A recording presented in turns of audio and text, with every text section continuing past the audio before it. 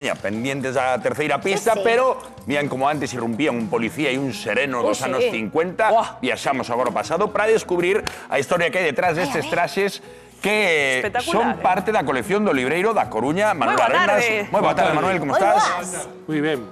Pero agora vemos que hai máis traxes. Sí, son distintos ahora. Hai moitos máis traxes de los que tuvimos na charla na residencia de maiores da Cidade Bella da Coruña.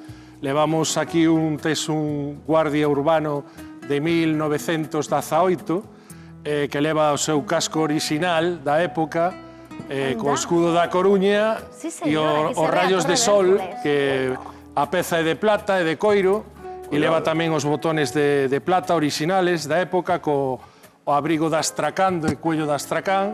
Que elegante vestía antes a xente, Na época, E aparte levaba cousas, bueno, vemos a villa tamén de bronce, co escudo da Coruña, e todo o equipo que levaba para andar por as rúas na cidade da Coruña. Bueno, que a cidade da Coruña foi a gran protagonista desa conferencia da que nos falabas, na que fixestes como un repaso de 100 anos da cidade a través de fotografías e a través de traxes como estes, non? A quen se lle ocorreu esta iniciativa? Bueno, esta o planteamos xa hace unos anos, estábamos dando nos colexios e tamén nos lo pedían asociaciones como de xubilados que nos pedían este tipo de charlas na que mostrábamos esas fotografías que tedes aí e que se ven, bueno, pues, por exemplo, esta o rei, bueno, o príncipe hermano do rei Alfonso XIII, que era mudo, e que estuvo na coronación da Virgen dos Dolores, ¿no?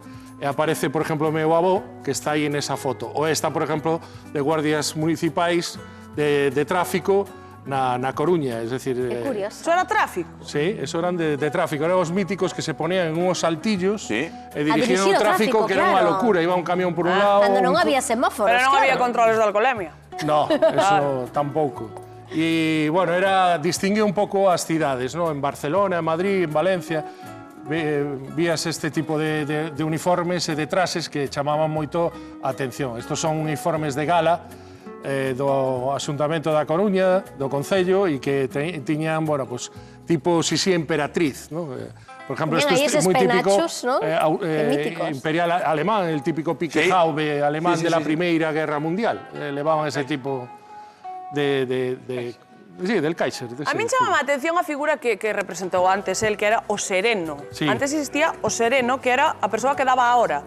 No, levaba sobre todo control de unha zona. As chaves que levaba o sereno cando saliu ao principio eran as chaves, por exemplo, unha delas das portas da Plaza de María Pita. Levaba ganzúas e chaves. E tamén levaba, aí se ven, que eran chaves contundentes, levaba para encender os faroles, os candiles das calles e das plazas. Sí, señor. Entonces, aparte tamén controlaba, ¿no? Tú llamabas al sereno a palmadas, tamén gritando, ¡sereno! Y se acercaba, ¡bou! Y venía, bueno, y... Es que era la autoridad nocturna en las ciudades, el sereno.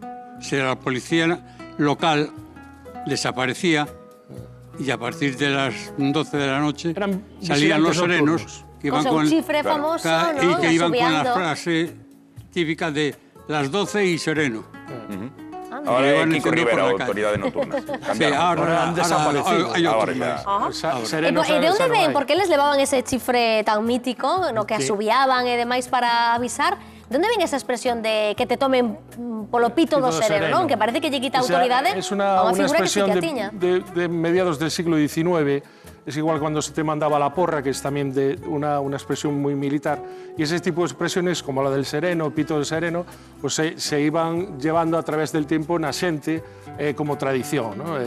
Y bueno, o de mandarte a porra, que era un palo, que era el palo del mando mayor del soldado, que se clavaba y allí se castigaba o soldado, y mandaban a porra.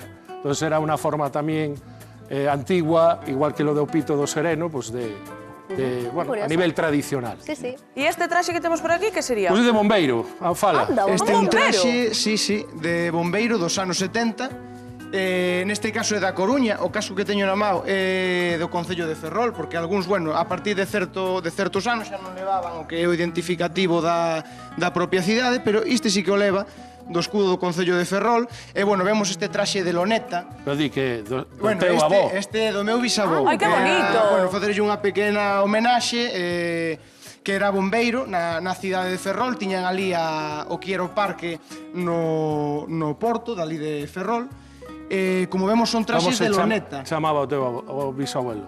Meu bisabuelo chamábase Serafín Loureiro, e era dese corpo de bombeiros de Ferrol. Vemos que eran homes hoxe en día, os bombeiros teñen moita preparación física, están moi en forma e teñen equipo do último.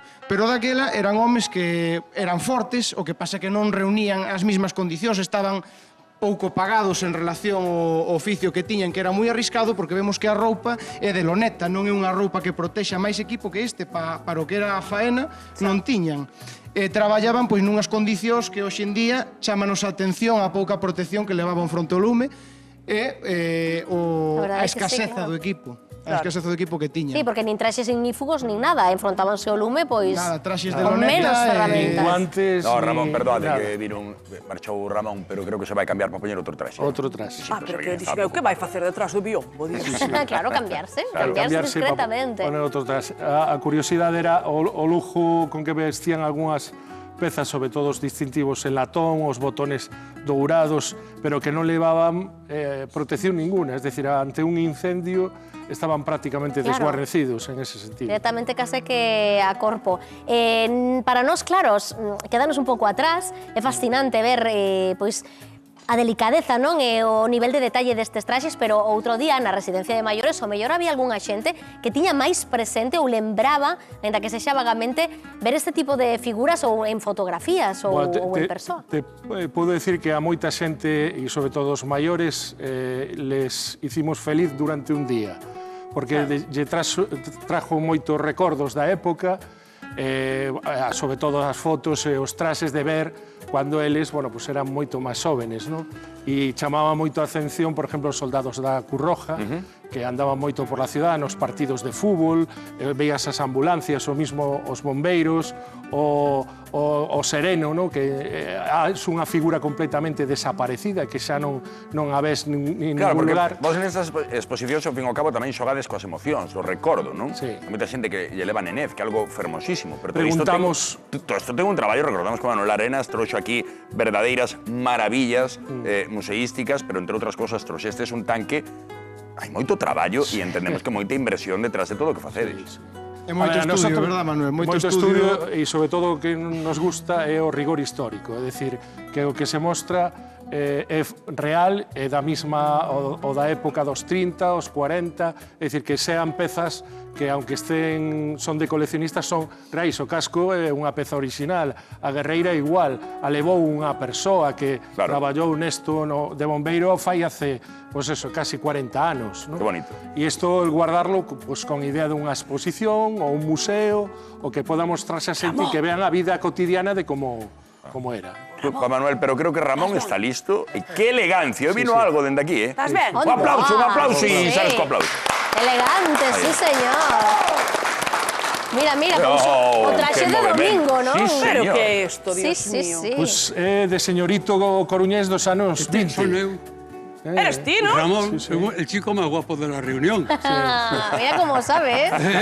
Pero qué elegancia, a verdade que A xente nos anos 20 vestía moi elegante, es decir, iba ao estadio, ou ao teatro, de paseo. No, a maior parte da xente, os domingos, a xente se arreglaba moito. Moitísimo, sí. Es decir, as mulleres vestían coas mellores prendas que tenían, os homes igual, e saían a pasear, iban ya digo, hai unha foto que non sei se tedes por aí, que se ve o antigo estadio de Riazor.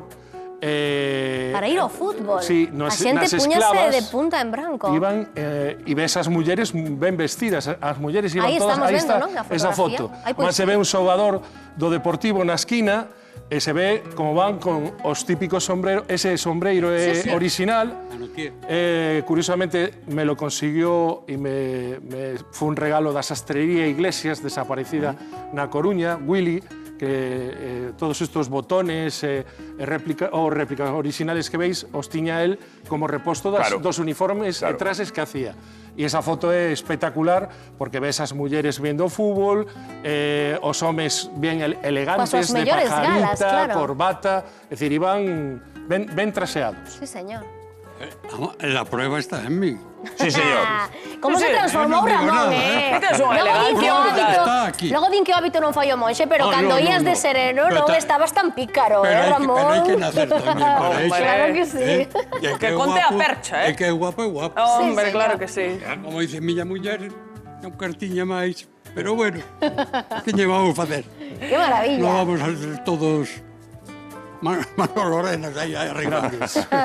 Que se moja más que los demás porque le llega la lluvia al primero que nos va. É unha maravilla todos os traxes que nos traedes e sobre todo o que decías antes, non eses recordos que trae a xente, tanto con estas exposicións, con todas as actividades que facedes coa asociación de Royal Green Jackets, que é unha maravilla. Moitísimas grazas, Ramón, grazas, Mario, grazas de novo, Manuel, por traernos a nosa historia e os nosos recordos aquí, o 2025.